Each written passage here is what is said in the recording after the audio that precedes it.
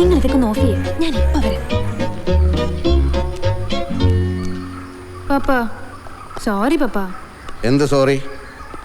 ഞാൻ current save ചെയ്യണം എന്ന് പറയുന്നത് മരിക്കുമ്പോൾ കുറേ കറണ്ട് എനിക്ക് കെട്ടിപ്പൊതിഞ്ഞ് കൊണ്ടുപോകാനല്ല. വർഷം തോറും വൈദ്യുതി ക്ഷാമം രൂക്ഷമായിക്കൊണ്ടിരിക്കുക. നാളെ നീയും നിന്റെ കൂട്ടുകാരും നിങ്ങളുടെ കുഞ്ഞുങ്ങളും സ്വല്പം വെട്ടം കണ്ട് കഴിഞ്ഞോട്ടെന്ന് കരുതിയാ. വീട്ടിൽ വരുന്നവരോട് എങ്ങനെയാ പപ്പ അത് ഓൺ ചെയ്യരുത് ഇത് ഓൺ ചെയ്യരുത് എന്നൊക്കെ പറയുന്നേ? ഞാൻ പപ്പയ്ക്ക് കുടിക്കാൻ എന്തെങ്കിലും എടുത്തിട്ട് വരാം. അടുക്കളയിൽ ലൈറ്റ് ഓൺ ചെയ്യാതെ ഒരു ഗ്ലാസ് ചായ.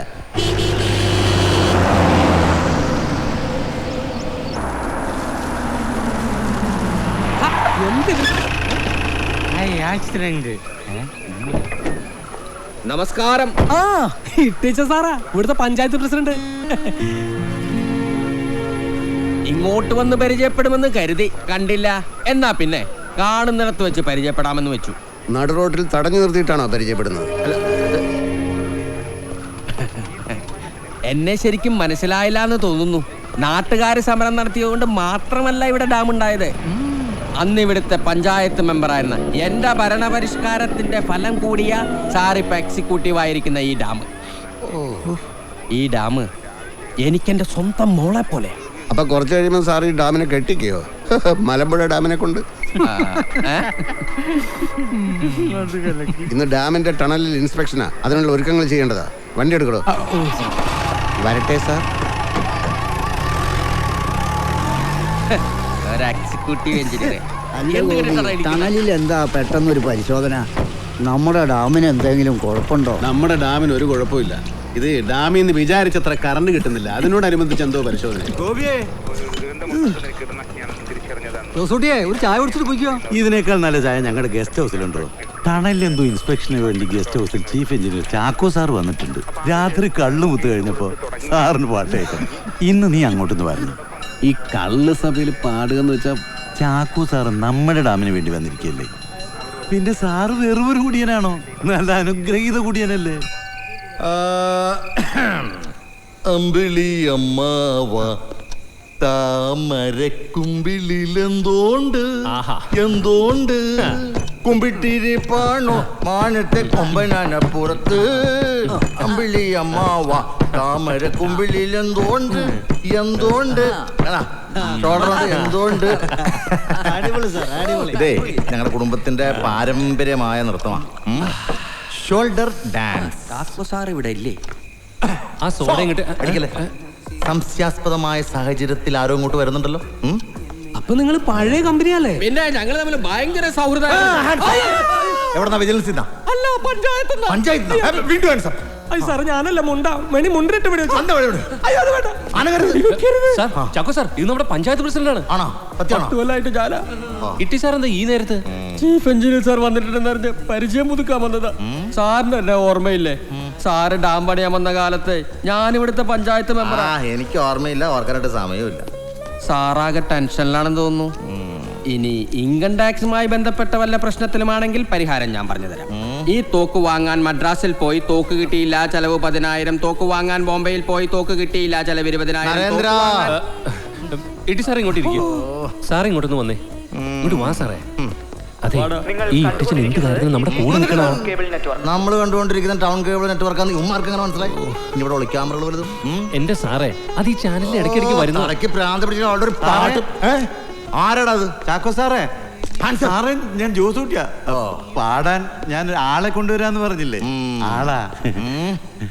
ഇവന്റെ ദേഹപരിശോധന നടത്തണോ? ഏയ്, ഇയാള് കുഴപ്പക്കാരനൊന്നുമല്ല. താൻ പാടോടോ?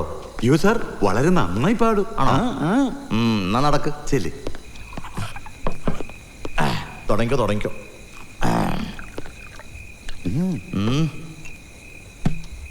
मेरा जीवन कोरा कागज कोरा ही रह गया जो लिखा था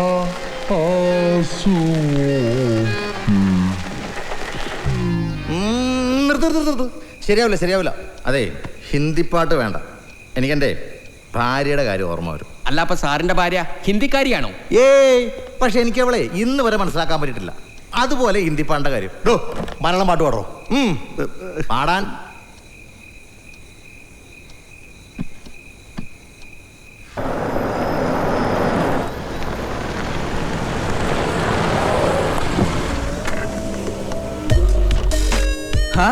നമസ്കാരം ചേട്ടോ, ഇതല്ലേ എക്സിക്യൂട്ടീവ് എഞ്ചിനീയർ ഓഫീസ്? അതെ. Thank you.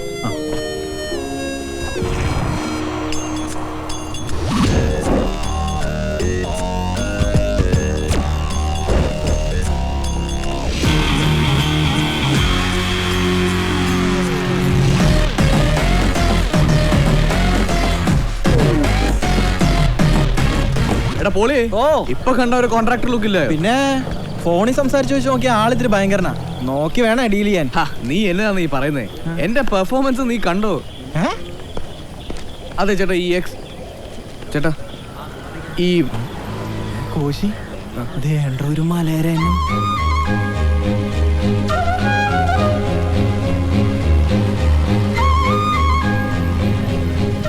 അതെ, ഈ എക്സിക്യൂട്ടീവ് എഞ്ചിനീയർ വർഗീസ് സാർ എവിടെയാണെന്നറിയോ?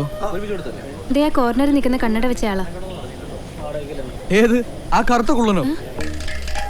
കണ്ടാ തന്നെ അറിയാം, കാഞ്ഞ പുള്ളിയാ. കുട്ടി ഇവിടുത്തെ സ്റ്റാഫാണോ? അല്ല. ഓ, രക്ഷപ്പെട്ടു. ഇവന്റെ ഒക്കെ സ്വഭാവം വെച്ച് ഇതൊന്നും വിളിച്ചാ പോരാ.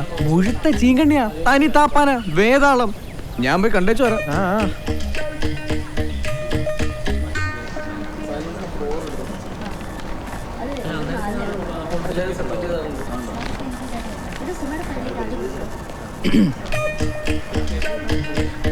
സാർ, ഞാൻ പാടത്തിൽ കോൺട്രാക്ടേഴ്സിനോട് ഉമ്മൻ കോശിയുടെ മകൻ കോശി ഉമ്മൻ.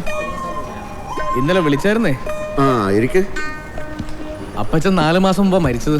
സാറിനെ പോലെയുള്ളവരൊക്കെ വേണ്ട രീതി കണ്ടാലേ ഈ ബില്ല് പാസ്സാകത്തുള്ളൂ എന്ന് എനിക്കറിയാലായിരുന്നു. അതാ വിളിക്കാൻ ലേറ്റ് ആയത്.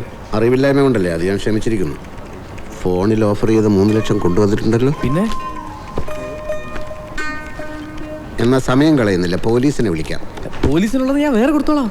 അത് വേണ്ടി വരില്ല. അതിനു മുമ്പ് പോലീസ് തന്നെ അറസ്റ്റ് ചെയ്യും. അയ്യോ, എന്നാത്തിന്? കൈക്കൂലി തന്നെ സ്വാധീനിക്കാൻ ശ്രമിച്ചതിന്. താൻ എന്താടോ എന്നെ പറ്റി വിചാരിച്ചത്? ഡാമിൽ നിന്ന് ചെളി നീക്കുന്ന കോൺട്രാക്ടിന്റെ മറവിൽ തന്റെ അച്ഛൻ അനധികൃതമായി മണൽ കടത്തിയതിന്റെ പേരിലാ ആ ബില്ല് ഞാൻ ഇവിടെ തടഞ്ഞു വെച്ചത്. മരിച്ചുപോയ എന്റെ അപ്പച്ചനെ പറ്റി വേണ്ടതിനെ പറയരുത്. എടോ, കോൺട്രാക്ടിന്റെ മറവിൽ ഇവിടുന്ന് പോയ ലോഡുകളുടെ കണക്കുകൾ മുമ്പിൽ വെച്ചാൽ ഞാൻ സംസാരിക്കുന്നത്. ലക്ഷക്കണക്കിന് രൂപയുടെ മണലാ കടത്തിയിരിക്കുന്നത്. സാർ, എന്റെ അപ്പച്ചൻ അങ്ങനെ തട്ടിപ്പോ വെട്ടിപ്പോ കാണിക്കുന്ന ആളല്ല. ഒരുപാട് പേരുടെ കയ്യിൽ നിന്ന് കാശ് മറിച്ചിട്ടാ ഈ ടെൻഡറിനുള്ള 5 കോടി ഉണ്ടാക്കിയത്. ഈ ബില്ല് പാസ്സായിട്ട് വേണം അവർക്കൊക്കെ അഴിമതിക്കാർക്ക് അങ്ങനെ പലതും പറയാനുണ്ടാവും. ഡാമിൽ നിന്ന് മണലെടുക്കുന്നത് ഡാമിന്റെ സുരക്ഷയ്ക്ക് ഭീഷണിയാണ്.